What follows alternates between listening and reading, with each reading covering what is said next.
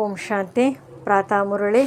ವಾಣಿ date 26/2/2025. ಪ್ರಾತಃ ಮುರಳಿ. ಓಂ ಶಾಂತಿ. ಬಾಬ್ದಾದ ಮಧುಬನ. ಮಧುರ ಮಕ್ಕಳೇ, ನಿಮಗೆ ಅಪಾರ ಖುಷಿ ಇರಬೇಕು. ನಾವೀಗ ಹಳೆಯ ವಸ್ತ್ರವನ್ನು ಬಿಟ್ಟು ಮನೆಗೆ ಹೋಗುತ್ತೇವೆ ಮತ್ತು ಹೊಸ ವಸ್ತ್ರವನ್ನು ಹೊಸ ಪ್ರಪಂಚದಲ್ಲಿ ತೆಗೆದುಕೊಳ್ಳುತ್ತೇವೆ. ಪ್ರಶ್ನೆ: ನಾಟಕದ ಯಾವ ರಹಸ್ಯವು ಅತಿ ಸೂಕ್ಷ್ಮ ತಿಳಿದುಕೊಳ್ಳುವಂಥದ್ದಾಗಿದೆ? ಉತ್ತರ: ಈ ನಾಟಕವು ನಿಧಾನವಾಗಿ ನಡೆಯುತ್ತಿರುತ್ತದೆ, ಕ್ಷಣ ಪ್ರತಿ ಕ್ಷಣ ಕಳೆಯುತ್ತಿರುತ್ತದೆ. ಯಾರದು ಯಾವ ಪಾತ್ರ ನಡೆಯುತ್ತೋ ಅದು ಮತ್ತೆ 5000 ವರ್ಷಗಳ ನಂತರ ಚಾಚು ತಪ್ಪದೆ ಪುನರಾವರ್ತನೆಯಾಗುವುದು. ಈ ರಹಸ್ಯವು ಬಹಳ ಸೂಕ್ಷ್ಮ ತಿಳಿದುಕೊಳ್ಳುವಂಥದ್ದಾಗಿದೆ. ಯಾವ ಮಕ್ಕಳು ಈ ರಹಸ್ಯವನ್ನು ಯಥಾರ್ಥವಾಗಿ ತಿಳಿದುಕೊಳ್ಳುವುದಿಲ್ಲವೋ ಅವರು ನಾಟಕದಲ್ಲಿದ್ದರೆ ಪುರುಷಾರ್ಥ ಮಾಡುತ್ತೇವೆಂದು ಹೇಳುತ್ತಾರೆ, ಅವರು ಶ್ರೇಷ್ಠ ಪದವಿಯನ್ನು ಪಡೆಯಲು ಸಾಧ್ಯವಿಲ್ಲ. ಓಂ ಶಾಂತಿ. ಮಕ್ಕಳಿಗೆ ತಂದೆಯ ಪರಿಚಯ ಸಿಕ್ಕಿತು ಅಂದ ಮೇಲೆ ತಂದೆಯಿಂದ ಆಸ್ತಿಯನ್ನು ತೆಗೆದುಕೊಳ್ಳಬೇಕು ಮತ್ತು ಪಾವನರಾಗಬೇಕಾಗಿದೆ. ಹೇ ಪತಿತ ಪಾವನ, ಬಂದು ನಮ್ಮನ್ನು ಪಾವನ ಮಾಡಿ ಎಂದು ಕರೆಯುತ್ತಾರೆ, ಏಕೆಂದರೆ ನಾವು ಪತಿತ ಬುದ್ಧಿಯವರಾಗಿದ್ದೇವೆಂದು ತಿಳಿಯುತ್ತಾರೆ. ಇದು ಪತಿತ ಕಬ್ಬಿಣದ ಪ್ರಪಂಚವಾಗಿದೆ ಎಂದು ಬುದ್ಧಿಯು ಹೇಳುತ್ತದೆ. ಹೊಸ ಪ್ರಪಂಚಕ್ಕೆ ಸತೋ ಪ್ರಧಾನ, ಹಳೆಯ ಪ್ರಪಂಚಕ್ಕೆ ತಮೋ ಪ್ರಧಾನವೆಂದು ಹೇಳಲಾಗುತ್ತದೆ. ನೀವು ಮಕ್ಕಳಿಗೆ ಈಗ ತಂದೆಯು ಸಿಕ್ಕಿದ್ದಾರೆ, ಭಕ್ತರಿಗೆ ಭಗವಂತನು ಸಿಕ್ಕಿದ್ದಾರೆ. ಭಕ್ತಿಯ ನಂತರ ಭಗವಂತನು ಬಂದು ಭಕ್ತಿಯ ಫಲವನ್ನು ಕೊಡುತ್ತಾರೆಂದು ಹೇಳುತ್ತಾರೆ, ಏಕೆಂದರೆ ಪರಿಶ್ರಮ ಪಡುವುದರಿಂದ ಫಲವನ್ನು ಬೇಡುತ್ತಾರೆ. ಭಕ್ತರು ಯಾವ ಪರಿಶ್ರಮವನ್ನು ಪಡುತ್ತಾರೆಂಬುದನ್ನು ನೀವು ತಿಳಿದುಕೊಂಡಿದ್ದೀರಿ. ನೀವು ಅರ್ಧಕಲ್ಪ ಭಕ್ತಿ ಮಾರ್ಗದಲ್ಲಿ ಪೆಟ್ಟನ್ನು ತಿಂದು ಸುಸ್ತಾಗಿದ್ದೀರಿ, ಭಕ್ತಿಯಲ್ಲಿ ಬಹಳ ಪರಿಶ್ರಮ ಪಟ್ಟಿದ್ದೀರಿ. ಇದು ಸಹ ನಾಟಕದಲ್ಲಿ ನಿಗದಿಯಾಗಿದೆ. ಸಂಪಾದನೆಗಾಗಿ ಪರಿಶ್ರಮ ಪಡಲಾಗುತ್ತದೆ. ಭಗವಂತನು ಬಂದು ಭಕ್ತಿಯ ಫಲವನ್ನು ಕೊಡುವರೆಂದು ತಿಳಿಯುತ್ತಾರೆ. ಅಂದ ಮೇಲೆ ಫಲ ನೀಡುವವರು ಭಗವಂತನೇ ಆದರು. ಭಕ್ತರು ಭಗವಂತನನ್ನು ನೆನಪು ಮಾಡುತ್ತಾರೆ, ಏಕೆಂದರೆ ಭಕ್ತಿಯಲ್ಲಿ ದುಃಖವಿದೆ. ಆದ್ದರಿಂದ ಬಂದು ನಮ್ಮನ್ನು ದುಃಖ ದೂರ ಮಾಡು, ಪಾವನರನ್ನಾಗಿ ಮಾಡಿ ಎಂದು ಹೇಳುತ್ತಾರೆ. ಈಗ ರಾವಣ ರಾಜ್ಯವಾಗಿದೆ. ರಾವಣನೇ ಪತಿತರನ್ನಾಗಿ ಮಾಡಿದ್ದಾನೆಂದು ಯಾರೂ ತಿಳಿದುಕೊಂಡಿಲ್ಲ. ರಾಮರಾಜ್ಯವು ಬೇಕೆಂದು ಎಲ್ಲರೂ ಬಯಸುತ್ತಾರೆ, ಆದರೆ ಅದು ಯಾವಾಗ ಮತ್ತು ಹೇಗೆ ಆಗುವುದೆಂದು ಯಾರೂ ತಿಳಿದುಕೊಂಡಿಲ್ಲ. ಈಗ ರಾವಣ ರಾಜ್ಯವಾಗಿದೆ ಎಂದು ಆತ್ಮವು ಅಂತರ್ಯದಲ್ಲಿ ತಿಳಿದುಕೊಳ್ಳುತ್ತದೆ. ಇದು ಭಕ್ತಿ ಮಾರ್ಗವಾಗಿದೆ. ಭಕ್ತರು ಬಹಳ ಭಜನೆ ಮಾಡುತ್ತಾರೆ, ಕುಣಿಯುತ್ತಾರೆ, ನಲಿಯುತ್ತಾರೆ, ಖುಷಿಯೂ ಆಗುತ್ತದೆ ಮತ್ತು ಪುನಃ ಅಳುತ್ತಾರೆ. ಭಗವಂತನ ಪ್ರೀತಿಯಲ್ಲಿ ಆನಂದ ಬಾಷ್ಪಗಳು ಬಂದು ಬಿಡುತ್ತವೆ, ಆದರೆ ಅವರನ್ನು ಅರಿತುಕೊಂಡಿಲ್ಲ. ಯಾರ ಪ್ರೀತಿಯಲ್ಲಿ ಆನಂದ ಬಾಷ್ಪಗಳು ಬರುವುದೋ ಅವರನ್ನು ಅರಿತುಕೊಳ್ಳಬೇಕಲ್ಲವೇ? ಚಿತ್ರಗಳಿಂದ ಏನೂ ಸಿಗುವುದಿಲ್ಲ. ಬಹಳ ಭಕ್ತಿ ಮಾಡಿದಾಗ ಸಾಕ್ಷಾತ್ಕಾರಗಳು ಆಗುತ್ತವೆ. ಅದೇ ಅವರಿಗಾಗಿ ಖುಷಿಯ ಮಾತಾಗಿದೆ. ಸ್ವಯಂ ಭಗವಂತನೇ ಬಂದು ತಮ್ಮ ಪರಿಚಯವನ್ನು ಕೊಡುತ್ತಾರೆ. ನಾನು ಯಾರಾಗಿದ್ದೇನೆ, ಹೇಗಿದ್ದೇನೆ ಎಂಬುದನ್ನು ಯಥಾರ್ಥವಾಗಿ ಯಾರೂ ತಿಳಿದುಕೊಂಡಿಲ್ಲ. ನಿಮ್ಮಲ್ಲಿಯೂ ಸಹ ಬಾಬಾ ಎಂದು ಹೇಳುವವರು ಕೆಲವರು ಪಕ್ಕಾ ಇದ್ದಾರೆ, ಇನ್ನು ಕೆಲವರು ಅಲ್ಪ ನಿಶ್ಚಯ ಬುದ್ಧಿಯವರೂ ಇದ್ದಾರೆ. ದೇಹದ ಅಭಿಮಾನವನ್ನು ಕಳೆಯುವುದರಲ್ಲಿ ಪರಿಶ್ರಮವಾಗುತ್ತದೆ. ದೇಹಿ ಅಭಿಮಾನಿಗಳಾಗಬೇಕಾಗಿದೆ. ತಂದೆಯು ತಿಳಿಸುತ್ತಾರೆ, ನೀವು ಆತ್ಮಗಳಾಗಿದ್ದೀರಿ. 84 ಜನ್ಮಗಳನ್ನು ತೆಗೆದುಕೊಂಡು ತಮೋ ಪ್ರಧಾನರಾಗಿದ್ದೀರಿ. ಈಗ ಆತ್ಮಕ್ಕೆ 3ನೇ ನೇತ್ರವು ಸಿಕ್ಕಿದೆ. ಆತ್ಮವು ಅರಿತುಕೊಳ್ಳುತ್ತಿದೆ. ಈಗ ನೀವು ಮಕ್ಕಳಿಗೆ ತಂದೆಯು ಇಡೀ ಸೃಷ್ಟಿಯ ಜ್ಞಾನವನ್ನು ಕೊಡುತ್ತಾರೆ. ತಂದೆಯು ಜ್ಞಾನಪೂರ್ಣ ಆಗಿರುವುದರಿಂದ ಮಕ್ಕಳಿಗೂ ಕೊಡುತ್ತಾರೆ. ಕೇವಲ 84 ಜನ್ಮಗಳನ್ನು ನೀವೇ ತೆಗೆದುಕೊಳ್ಳುವಿರಾ ಎಂದು ಯಾರಾದರೂ ಪ್ರಶ್ನಿಸಿದರೆ ಅವರಿಗೆ ತಿಳಿಸಿ, ಹೌದು, ನಮ್ಮಲ್ಲಿ ಕೆಲವರು 84 ಜನ್ಮ, ಇನ್ನು ಕೆಲವರು 82 ಜನ್ಮಗಳನ್ನು ತೆಗೆದುಕೊಳ್ಳುತ್ತಾರೆ. ಬಹುತೇಕವಾಗಿ 84 ಜನ್ಮಗಳನ್ನೇ ತೆಗೆದುಕೊಳ್ಳುತ್ತಾರೆ. ಯಾರು ಆರಂಭದಿಂದಲೂ ಬರುತ್ತಾರೆಯೋ ಅವರದೇ 84 ಜನ್ಮಗಳಿದೆ. ಯಾರು ಬಹಳ ಚೆನ್ನಾಗಿ ಓದಿ ಶ್ರೇಷ್ಠ ಪದವಿಯನ್ನು ಪಡೆಯುವರೋ ಅವರು ಬೇಗನೆ ಬರುತ್ತಾರೆ. ಮಾಲೆಯಲ್ಲಿ ಬಹಳ ಸಮೀಪದಲ್ಲಿ ಪೂರ್ಣಿಸಲ್ಪಡುತ್ತಾರೆ. ಹೇಗೆ ಹೊಸ ಮನೆಯು ನಿರ್ಮಾಣವಾಗುತ್ತಿದ್ದರೆ ಇದು ಬೇಗನೆ ತಯಾರಾಗಿ ಬಿಟ್ಟರೆ ನಾವು ಹೋಗಿ ಅದರಲ್ಲಿ ಇರುವೆವೆಂದು ಮನಸ್ಸಿನಲ್ಲಿ ಕಾತರವಿರುತ್ತದೆ.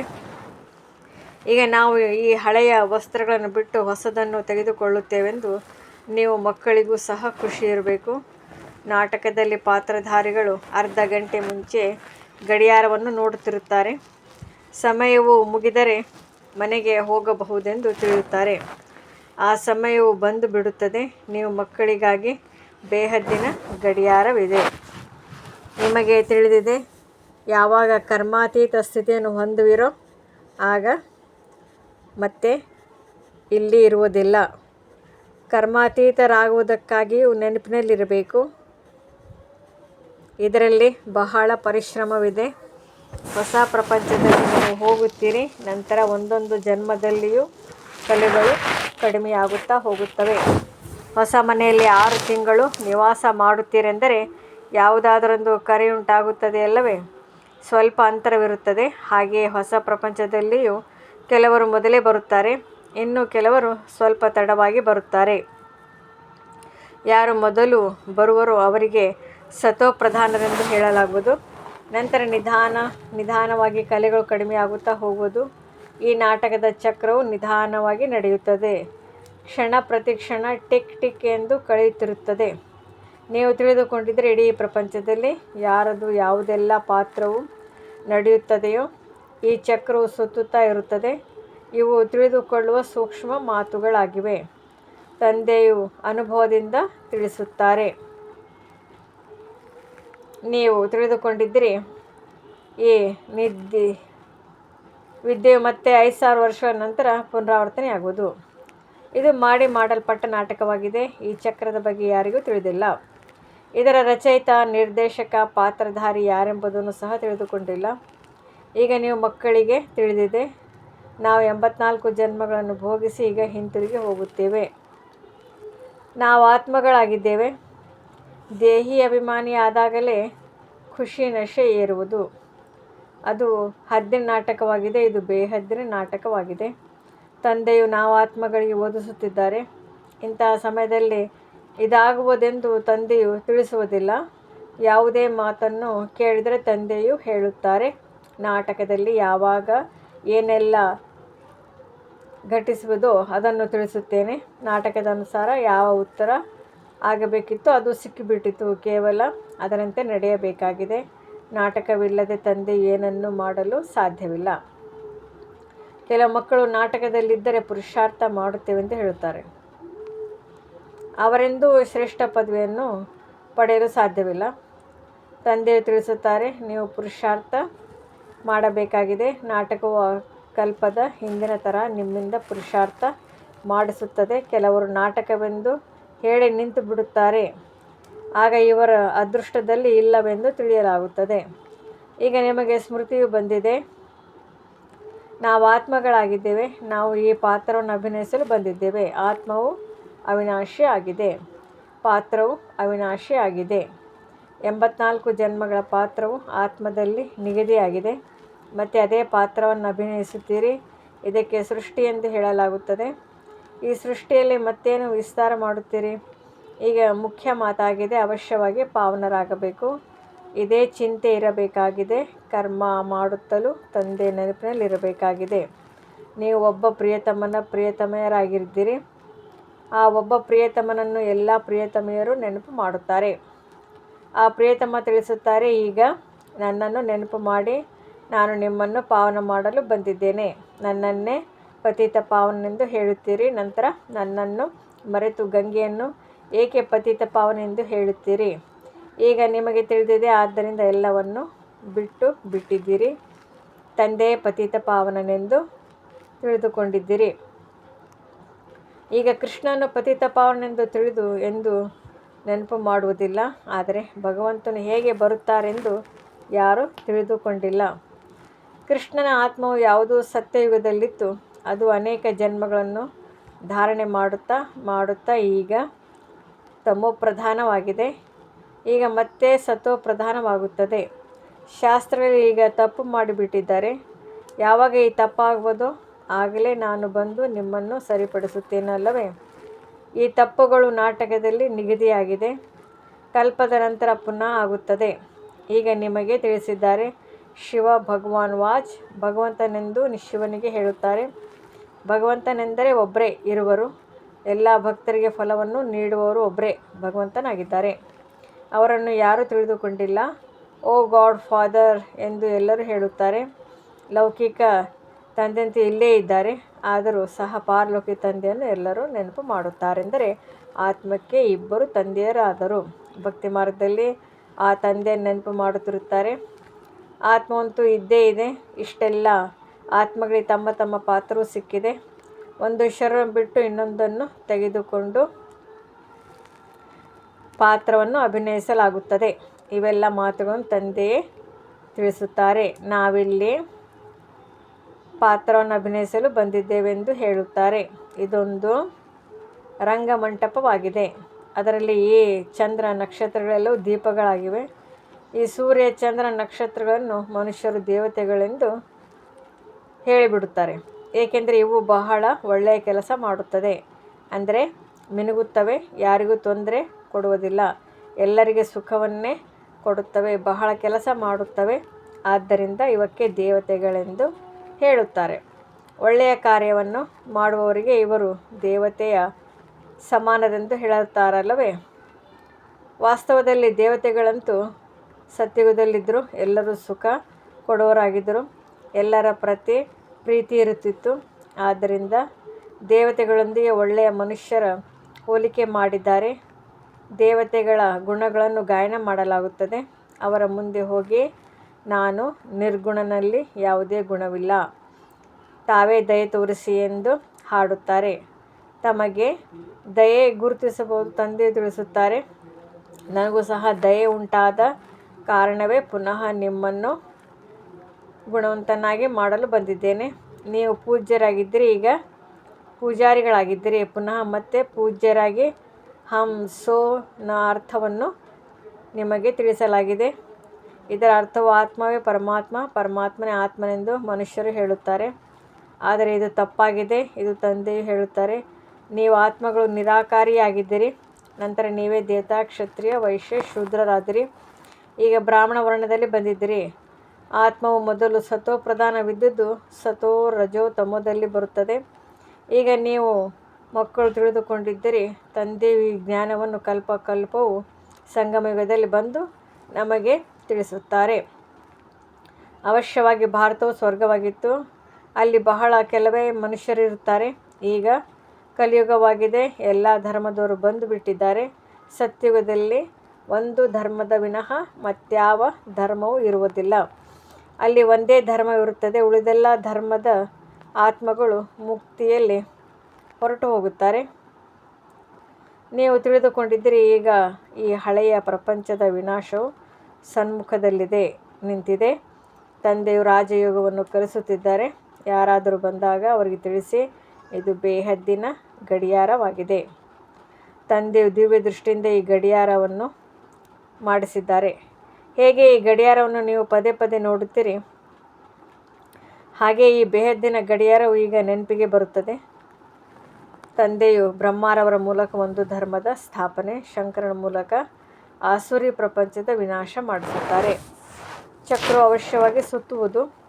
ಕಲಿಯುಗದ ನಂತರ ಸತ್ಯುಗ ಬರುತ್ತದೆ ಎಂದು ವಿವೇಕವು ಹೇಳುತ್ತದೆ. ಈಗ ಮನುಷ್ಯರ ಜನಸಂಖ್ಯೆಯು ಹೆಚ್ಚಾಗಿದೆ. ಬಹಳಷ್ಟು ಉಪದ್ರವಗಳು ಆಗುತ್ತಲೂ ಇರುತ್ತದೆ. ಅದೇ ಅಣ್ವಸ್ತ್ರಗಳು ಇವೆ. ಶಾಸ್ತ್ರಗಳಲ್ಲಿ ಎಷ್ಟೊಂದು ಕಥೆಗಳನ್ನು ಮಾಡಿದ್ದಾರೆ. ತಂದೆಯು ಬಂದು ವೇದಶಾಸ್ತ್ರಗಳ ಸಾರವನ್ನು ತಿಳಿಸುತ್ತಾರೆ. ಮುಖ್ಯವಾಗಿ 4 ಧರ್ಮಗಳಿವೆ. ಈ ಬ್ರಾಹ್ಮಣ ಧರ್ಮವು 5ನೇದಾಗಿದೆ, ಎಲ್ಲದಕ್ಕಿಂತ ಸರ್ವಶ್ರೇಷ್ಠವಾದುದು. ಈ ಚಿಕ್ಕ ಧರ್ಮವಾಗಿದೆ. ಯಜ್ಞದ ಸಂಭಾಲನೆ ಮಾಡುವವರು ಈ ಬ್ರಾಹ್ಮಣರಾಗಿದ್ದಾರೆ. ಇದು ಜ್ಞಾನ ಯಜ್ಞವಾಗಿದೆ. ಉಪದ್ರವಗಳನ್ನು ಕಳೆಯಲು ಯಜ್ಞ ರಚಿಸುತ್ತಾರೆ. ಇದರಿಂದ ಯುದ್ಧ ಆಗದೇ ಇರಲೆಂದು ತಿಳಿಯುತ್ತಾರೆ. ಅರೆ, ಯುದ್ಧವು ನಡೆಯದಿದ್ದರೆ ಸತ್ಯುಗವು ಹೇಗೆ ಬರುವುದು? ಇಷ್ಟೆಲ್ಲ ಮನುಷ್ಯರು ಎಲ್ಲಿಗೆ ಹೋಗುವರು? ನಾನು ಎಲ್ಲ ಆತ್ಮಗಳನ್ನು ಕರೆದುಕೊಂಡು ಹೋಗುತ್ತೇನೆಂದರೆ ಅವಶ್ಯವಾಗಿ ಶರೀರಗಳನ್ನು ಇಲ್ಲಿಯೇ ಬಿಡಬೇಕಾಗುತ್ತದೆ. ಹೇ ತಂದೆಯೇ, ಇಲ್ಲಿ ಬಂದು ಪತಿತರಿಂದ ಪಾವನ ಮಾಡಿ ಎಂದು ನೀವೇ ಕರೆಯುತ್ತೀರಿ. ತಂದೆಯು ತಿಳಿಸುತ್ತಾರೆ, ನಾನು ಅವಶ್ಯವಾಗಿ ಹಳೆಯ ಪ್ರಪಂಚದ ವಿನಾಶ ಮಾಡಿಸಬೇಕಾಗುತ್ತದೆ. ಪಾವನ ಪ್ರಪಂಚವು ಸತೋಪ್ರಧಾನವಾಗಿದೆ. ಎಲ್ಲರನ್ನೂ ಮುಕ್ತಿಧಾಮಕ್ಕೆ ಕರೆದುಕೊಂಡು ಹೋಗುತ್ತೇನೆ. ಎಲ್ಲರೂ ಕಾಲನನ್ನು ಕರೆಯುತ್ತಾರಲ್ಲವೇ? ನಾವು ಕಾಲರ ಕಾಲ ಮಹಾಕಾಲನನ್ನು ಕರೆಯುತ್ತಿದ್ದೇವೆಂಬುದನ್ನು ಮನುಷ್ಯರು ತಿಳಿದುಕೊಳ್ಳುವುದೇ ಇಲ್ಲ. ಇದು ಸಹ ನಾಟಕದಲ್ಲಿ ನಿಗದಿಯಾಗಿದೆ. ಆತ್ಮಗಳನ್ನು ಚೀಚಿ ಪ್ರಪಂಚದಿಂದ ಬಿಡಿಸಿ ಶಾಂತಿಧಾಮಕ್ಕೆ ಕರೆದುಕೊಂಡು ಹೋಗುತ್ತೇನೆ. ಇದು ಒಳ್ಳೆಯ ಮಾತಲ್ಲವೇ? ನೀವು ಮುಕ್ತಿಯಲ್ಲಿ ಹೋಗಿ ಮತ್ತೆ ಜೀವನ್ಮುಕ್ತಿಯಲ್ಲಿ ಬರಬೇಕಾಗಿದೆ. ನಂತರ ಜೀವನ ಬಂಧನದಲ್ಲಿ ಬರುತ್ತೀರಿ. ಇಷ್ಟೊಂದು ಜನಸಂಖ್ಯೆಯು ಸತ್ಯುಗದಲ್ಲಿ ಬರುವುದಿಲ್ಲ. ಸಮಯ ಕಳೆದಂತೆ ನಂಬರ್ವಾರ್ ಆಗಿ ಬರುತ್ತಾರೆ. ಆದ್ದರಿಂದ ಇಲ್ಲಿ ಶಾಂತಿಧಾಮ ಮತ್ತು ಸುಖಧಾಮವನ್ನು ನೆನಪು ಮಾಡಿರಿ. ಕೊನೆಯಲ್ಲಿ ಯಾರು ಬರುವರೋ ಅವರ ಪಾತ್ರವೇ ಸ್ವಲ್ಪವಿರುತ್ತದೆ. ಮೊದಲು ಅವಶ್ಯವಾಗಿ ಅವರು ಸುಖವನ್ನೇ ಪಡೆಯುತ್ತಾರೆ. ನಿಮ್ಮ ಪಾತ್ರವು ಎಲ್ಲರಿಗಿಂತ ಶ್ರೇಷ್ಠವಾಗಿದೆ. ನೀವು ಬಹಳ ಸುಖ ಪಡೆಯುತ್ತೀರಿ. ಧರ್ಮ ಸ್ಥಾಪಕರಂತೂ ಕೇವಲ ಧರ್ಮ ಸ್ಥಾಪನೆ ಮಾಡುತ್ತಾರೆ, ಯಾರನ್ನು ಮುಕ್ತ ಮಾಡುವುದಿಲ್ಲ. ತಂದೆಯು ಭಾರತದಲ್ಲಿ ಬಂದು ಎಲ್ಲರಿಗೆ ಜ್ಞಾನವನ್ನು ತಿಳಿಸುತ್ತಾರೆ. ಅವರೇ ಎಲ್ಲರ ಪತಿತ ಪಾವನನಾಗಿದ್ದಾರೆ. ಎಲ್ಲರನ್ನು ಮುಕ್ತ ಮಾಡುತ್ತಾರೆ. ಅನ್ಯ ಧರ್ಮ ಸ್ಥಾಪಕರು ಯಾರೂ ಸದ್ಗತಿ ಮಾಡಲು ಬರುವುದಿಲ್ಲ. ಅವರು ಧರ್ಮ ಸ್ಥಾಪನೆ ಮಾಡಲು ಬರುತ್ತಾರೆ. ಅವರು ಶಾಂತಿಧಾಮ ಸುಖಧಾಮದಲ್ಲಿ ಕರೆದುಕೊಂಡು ಹೋಗುವುದಿಲ್ಲ. ಎಲ್ಲರನ್ನು ತಂದೆ ಶಾಂತಿಧಾಮ ಸುಖಧಾಮಕ್ಕೆ ಕರೆದುಕೊಂಡು ಹೋಗುತ್ತಾರೆ. ಯಾರು ದುಃಖದಿಂದ ಬಿಡಿಸಿ ಸುಖವನ್ನು ಕೊಡುವರೋ ಅವರದೇ ತೀರ್ಥ ಸ್ಥಾನಗಳಾಗುವುದು. ಮನುಷ್ಯರು ಇದನ್ನು ತಿಳಿದುಕೊಂಡಿಲ್ಲ. ವಾಸ್ತವದಲ್ಲಿ ಒಬ್ಬ ತಂದೆಯದೇ ಸತ್ಯ ತೀರ್ಥಸ್ಥಾನವಾಗಿದೆ. ಮಹಿಮೆಯು ಅವರ ಒಬ್ಬರದೇ ಆಗಿದೆ. ಹೇ ಮುಕ್ತಿದಾತ, ಬನ್ನಿ ಎಂದು ಎಲ್ಲರೂ ಅವರನ್ನು ಕರೆಯುತ್ತಾರೆ. ಅಂದಾಗ ಭಾರತವೇ ಸತ್ಯವಾದ ತೀರ್ಥಸ್ಥಾನ ಆಗಿದೆ. ಇಲ್ಲಿ ತಂದೆಯು ಬಂದು ಎಲ್ಲರಿಗೆ ಮುಕ್ತಿ ಜೀವನ್ಮುಕ್ತಿಯನ್ನು ಕೊಡುತ್ತಾರೆ. ಆದ್ದರಿಂದ ನೀವು ಭಕ್ತಿ ಮಾರ್ಗದಲ್ಲಿ ಅವರ ದೊಡ್ಡ ದೊಡ್ಡ ಮಂದಿರಗಳನ್ನು ಕಟ್ಟುತ್ತೀರಿ. ವಜ್ರ ವೈಢೂರ್ಯಗಳ ಮಂದಿರಗಳನ್ನು ಕಟ್ಟಿಸುತ್ತೀರಿ. ಸೋಮನಾಥ ಅಂದರೆ ಶಿವನ ಮಂದಿರವನ್ನು ಎಷ್ಟು ಸುಂದರವಾಗಿ ಮಾಡಿಸುತ್ತಾರೆ. ಮತ್ತು ನೋಡಿ, ಅದೇ ತಂದೆಯು ಈಗ ಎಲ್ಲಿ ಕುಳಿತಿದ್ದಾರೆ? ಪತಿತ ಶರೀರದಲ್ಲಿ ಪತಿತ ಪ್ರಪಂಚದಲ್ಲಿ ಬಂದಿದ್ದಾರೆ. ಅದನ್ನು ನೀವೇ ಅರ್ಥ ಮಾಡಿಕೊಳ್ಳುತ್ತೀರಿ ಮತ್ತು ತಂದೆಗೆ ಸಹಯೋಗಿಗಳು ಆಗುತ್ತೀರಿ. ಅನ್ಯರಿಗೆ ಮಾರ್ಗವನ್ನು ತಿಳಿಸಲು ಯಾರು ಸಹಯೋಗ ನೀಡುವರೋ ಅವರಿಗೆ ಶ್ರೇಷ್ಠ ಪದವಿ ಸಿಗುವುದು. ಇದು ನಿಯಮವಾಗಿದೆ. ತಂದೆಯು ತಿಳಿಸುತ್ತಾರೆ, ಮಕ್ಕಳೇ, ಪರಿಶ್ರಮ ಪಡಿ.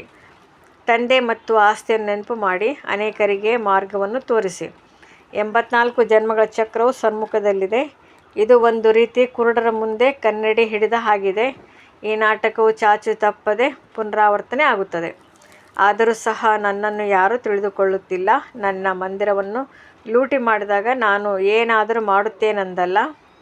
ನಾಟಕದಲ್ಲಿ ಲೂಟಿ ಮಾಡುವುದು ಸಹ ನಿಗದಿಯಾಗಿದೆ. ಕಲ್ಪದ ನಂತರವೂ ಲೂಟಿ ಮಾಡಿ ತೆಗೆದುಕೊಂಡು ಹೋಗುತ್ತಾರೆ.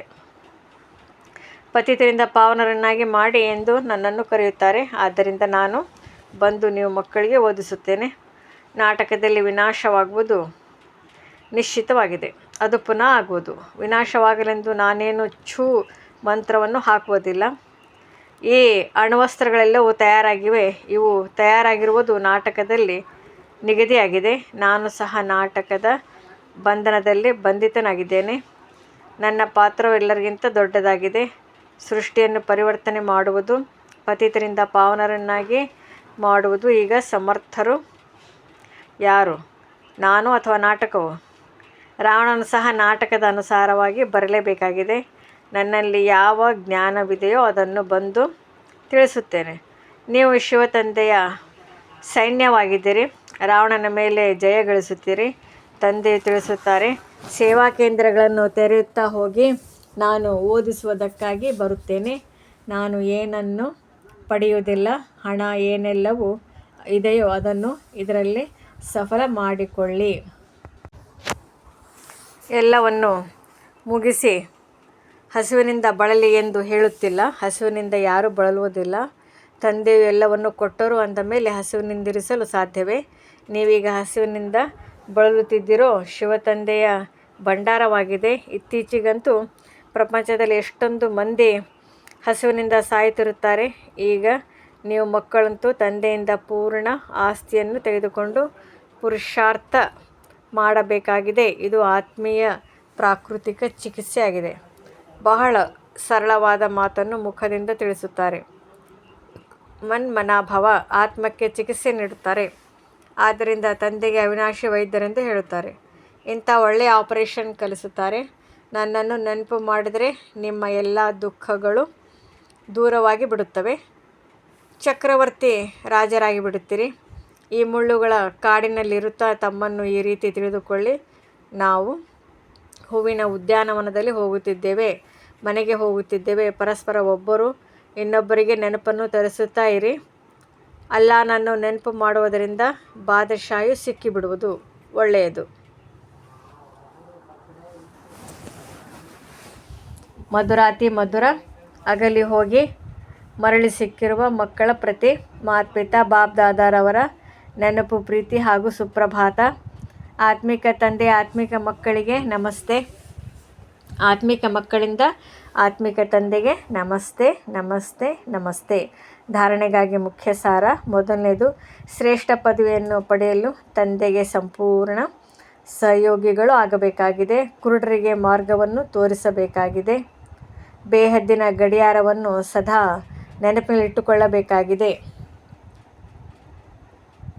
ಎರಡನೇದು, ಯಜ್ಞದ ಸಂಪಾಲನೆ ಮಾಡಲು ಸತ್ಯ ಬ್ರಾಹ್ಮಣರು ಆಗಬೇಕಾಗಿದೆ. ಹಣ ಇತ್ಯಾದಿ ಏನೆಲ್ಲವೂ ಇದೆಯೋ ಅದನ್ನು ಸಫಲ ಮಾಡಿ ತಂದೆಯಿಂದ ಸಂಪೂರ್ಣ ಆಸ್ತಿಯನ್ನು ಪಡೆಯಬೇಕಾಗಿದೆ. ವರದಾನ. ಮನ್ಮನಾಭವದ ವಿಧಿಯ ಮೂಲಕ ಬಂಧನಗಳನ್ನು ಬೀಜವನ್ನು ಸಮಾಪ್ತಿ ಮಾಡುವಂತಹ ನಷ್ಟ ಮೋಹ ಸ್ಮೃತಿ ಸ್ವರೂಪ ಭವ. ಬಂಧನಗಳ ಬೀಜವಾಗಿದೆ ಸಂಬಂಧ. ಯಾವಾಗ ತಂದೆಯ ಜೊತೆ ಸರ್ವ ಸಂಬಂಧ ಜೋಡಿಸಿರುವಿರಿ ಅಂದ ಮೇಲೆ ಬೇರೆ ಯಾರ ಮೇಲಾದರೂ ಮೋಹ ಹೇಗೆ ಆಗಲು ಸಾಧ್ಯ? ಸಂಬಂಧವಿಲ್ಲದೆ ಮೋಹ ಆಗುವುದಿಲ್ಲ. ಮೋಹವಿಲ್ಲದಿದ್ದರೆ ಬಂಧನವಿಲ್ಲ. ಯಾವಾಗ ಬೀಜವನ್ನೇ ಸಮಾಪ್ತಿ ಮಾಡಿದ್ದರೆ ಆಗ ಬೀಜವಿಲ್ಲದೆ ವೃಕ್ಷ ಹೇಗೆ ಬರಲು ಸಾಧ್ಯ? ಒಂದು ವೇಳೆ ಇಲ್ಲಿಯವರೆಗೂ ಬಂಧನವಿದ್ದರೆ ಇದರಿಂದ ಸಿದ್ಧವಾಗುತ್ತದೆ, ಸ್ವಲ್ಪ ಮುರಿದಿದೆ, ಸ್ವಲ್ಪ ಜೋಡಿಸಲ್ಪಟ್ಟಿದೆ. ಆದ್ದರಿಂದ ಮನ್ಮನಾಭವದ ವಿಧಿಯಿಂದ ಮನಸ್ಸಿನ ಬಂಧನಗಳಿಂದಲೂ ಮುಕ್ತ ನಷ್ಟಮೋಹ ಸ್ಮೃತಿ ಸ್ವರೂಪರಾಗಿ. ಆಗ ಏನು ಮಾಡುವುದು? ಬಂಧನವಿದೆ, ತುಂಡಾಗುವುದೇ ಇಲ್ಲ ಎಂಬ ಈ ದೂರುಗಳು ಸಮಾಪ್ತಿಯಾಗುತ್ತದೆ. ಸ್ಲೋಗನ್. ಬ್ರಾಹ್ಮಣ ಜೀವನದ ಶ್ವಾಸವಾಗಿದೆ ಉಮಂಗ ಉತ್ಸಾಹ. ಆದ್ದರಿಂದ ಯಾವುದೇ ಪರಿಸ್ಥಿತಿಯಲ್ಲಿ ಉಮಂಗ ಉತ್ಸಾಹದ ಒತ್ತಡ ಕಡಿಮೆಯಾಗದಿರಲಿ. ಅವ್ಯಕ್ತ ಸೂಚನೆ. ಏಕಾಂತ ಪ್ರಿಯರಾಗಿ ಏಕತೆ ಮತ್ತು ಏಕಾಗ್ರತೆಯನ್ನು ತಮ್ಮದಾಗಿಸಿಕೊಳ್ಳಿ. ಎಷ್ಟು ಸೇವೆಯ ಏರುಪೇರಿನಲ್ಲಿ ಬರುತ್ತೀರಿ ಅಷ್ಟು ಪೂರ್ಣ ಅಂಡರ್ಗ್ರೌಂಡ್ ಹೋಗಿ ಬಿಡಿ. ಯಾವುದೇ ಹೊಸ ಆವಿಷ್ಕಾರ ಮತ್ತು ಶಕ್ತಿಶಾಲಿ ಆವಿಷ್ಕಾರ ಅಂಡರ್ಗ್ರೌಂಡ್ನಲ್ಲಿಯೇ ಮಾಡುತ್ತಾರೆ. ಅಂದಾಗ ಏಕಾಂತವಾಸಿಯಾಗುವುದೇ ಅಂಡರ್ಗ್ರೌಂಡ್ ಆಗಿದೆ. ಎಷ್ಟು ಸಮಯ ಸಿಗುವುದೋ ಒಟ್ಟಿಗೆ 1 ಗಂಟೆ ಅಥವಾ ಅರ್ಧ ಗಂಟೆ ಸಮಯ ಸಿಗುವುದಿಲ್ಲ. ಆದರೆ ಮಧ್ಯದಲ್ಲಿ 5 ನಿಮಿಷವೂ ಸಿಕ್ಕರೂ ಸಾಗರನ ಆಳದಲ್ಲಿ ಹೋಗಿಬಿಡಿ. ಇದರಿಂದ ಸಂಕಲ್ಪಗಳ ಮೇಲೆ ಬ್ರೇಕ್ ಸಿಗುವುದು. ನಂತರ ವಾಣಿಯಲ್ಲಿ ಬರಬೇಕೆಂದರೂ ಬರುವುದಕ್ಕೆ ಆಗುವುದಿಲ್ಲ.